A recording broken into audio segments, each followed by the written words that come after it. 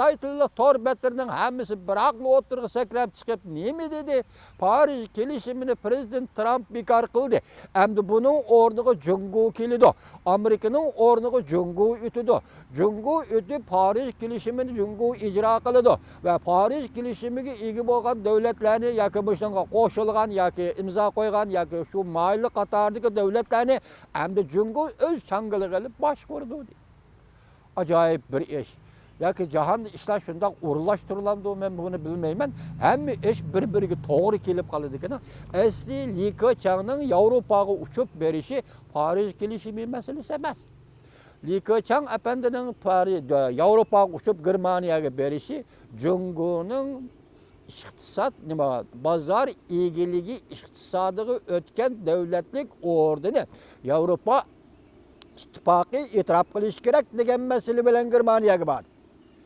Amaliyotda qanday bo'ldi? Buning uchun Li Keqiang Jungo hukumati nimaga berdi? Biz Yevropa ittifoqi bilan bir safda turamiz. Parij kelishimini himoya qilamiz. Parij kelishimini qo'llaymiz va ijro qilamiz. Gapimiz gap dedi. Xo'sh, Li Keqiang Vazirlik Keqiang Germaniyaga bordi. Germaniyaga berib, umidsizlik uchurdi degan mavzuni qo'ydi. Xabarning boshiga diqqat qildingiz, hurmatli vatandoshim. Nima umidsizlik uchurdi? Bu qatam Yevropa ittifoqi Jungo bilan bo'lgan xalqaro katta yig'inda, Yevropada ochilgan yig'inda Jungoning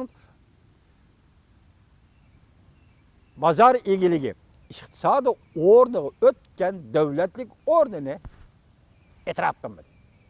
Asli qoida bo'yicha 2001-yili Dunyo sog'liqni tashkilotiga a'zo bo'lib kirgan Jumhur Xalq Jamiyati kelishimnomi shartnomalar qatorida shuning 15-moddasida 15-modda 2016-yili 12-oyga yetib kelganda tabiiy holda Jungo xalqaro iqtisodda bozor egiligiga erishgan davlatlik o'rniga avtomatik holda ega bo'ladi dedi. 15-moddasida shunday deyildi. Bugun u to'shdi. O'tgan yil 12-oyda to'shdi. Hozir 6-oy yetib keldi. Yarim yil mobaynida oxirida ya Amerika Qo'shma Shtatlari yoki Yaponiya, Osiyoda, yana boshqa davlatlar, Yevropa ittifoqi qatorliq davlatlar Jungoning bozor egiligiga o'tganlik o'rnini e'tirof qildi. Bunun sebebi nima? Bir cümle. Fakat mening tushundigan bir cümleni men sizlarga so'zlab beray vatandoshlarım. Agar Jungoga bozor egiligiga o'tgan davlatlik o'rni beriladigan bo'lsa, Jungoning eşinde mahsulotlarini dunyoning bozorlariga elib kelib, Dunyo sog'liqni tashkilotida qatnashgan har qanday bir davlatda to'kma qilib sota oladi. Yoki $10 mahsulotni $5 sotib etsin beyler.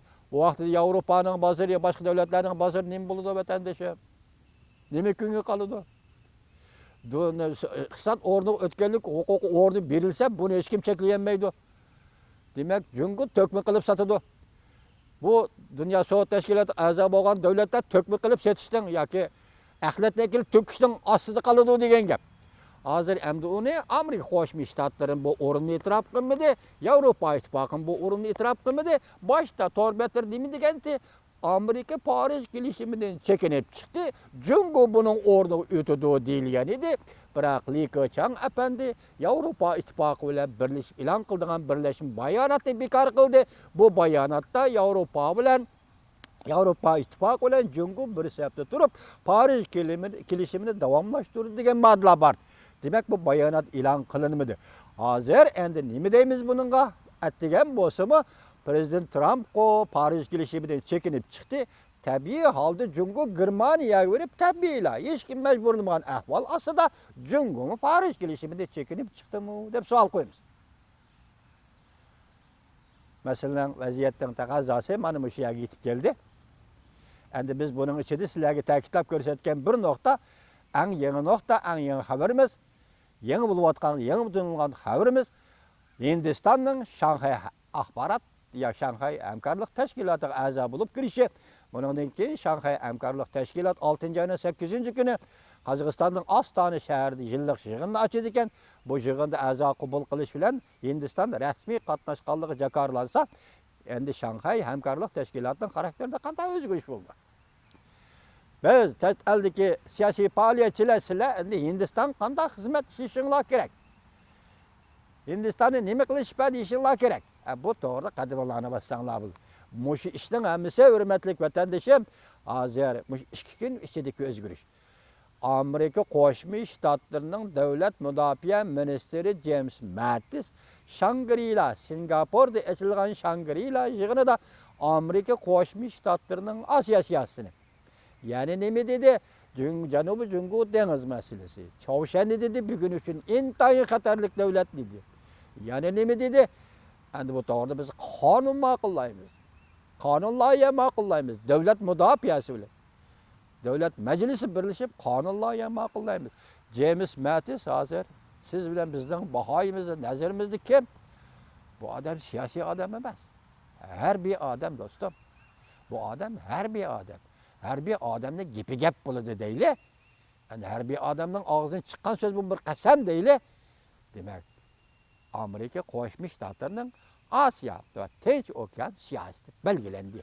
Biz boshdan oxiri so'zlab kelayotgan sat sistemasi, Janubiy Jungo dengizi sat sistemasi bugun markazli holda sat sistemasining Koreya kirishi. Ikkinchi bo'lib, Janubiy Jungo dengizi to'g'risida James Mattis, davlat mudofaa ministri James Mattisning Shangri-La yig'inida so'zlagan so'zi. Demak, Amerika Qo'shma Shtatlarining Jungo siyosati belgilandi. Prezident Trumpning Osiyo Tinch okean siyosati belgilandi.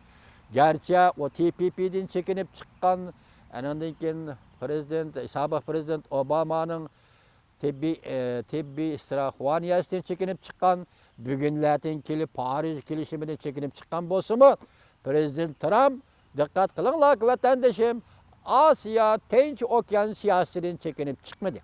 Bu qatam nima dedi? Nayt tez arada dedi davlat mudofaa ministri James Mattis 60%dan ortiq Amerikaning dengiz kuchlari va havo kuchlarini Osiyo Tinch okean rayoniga o'rnashtiramiz dedi. Yana bir xabar kelib qoldi. Ikki jumla mazmunni yig'inchoqlab sizlarga deb biri. Yaponiya ham hozir Okinawa va g'arbiy janub taraflaridagi orollarda radar sistemasi ko'paytirishga boshladi. Shundaqla raketadan mudofaa qilish raketa sistemasi. Masalan, aytganda vatanparvar allaqachon o'rnashtirilib bo'lgan. Endilikda sat sistemasini Koreyadan keyin Yaponiyaga elib kiramda qandaq? Hozir Yaponiya shuni elib kelishdan, sat sistemasi Yaponiyaga elib kelishdan taraddudni qilyapti. Vaziyat mana shunday. Endilikda hozir Chavshanni jazolash to'g'risida Birlashgan Davlatlar Tashkilotining bexatarlik komitetida qaror qonun loyiha ma'qullandi. Biroq Rossiya bilan Jungo buningga qarshi ovoz bermay qo'shilgan bo'lsa-mu, masalan, Chavshanni embargo qilish siyosati qo'shilgan bo'lsa-mu, Rossiyaning prezidenti Vladimir Putin xalqaro jamiyat uchun aytganda qo'pol bir ishga so'zni qildi. Biz buni kelar navbatlik leksiyamizda vatandoshlar bilan uchrashtiramiz. Hurmatli vatandoshlarim, bizning bugungi so'zlaydigan so'zlarimiz, leksiyalarimiz bu yergacha bo'ldi.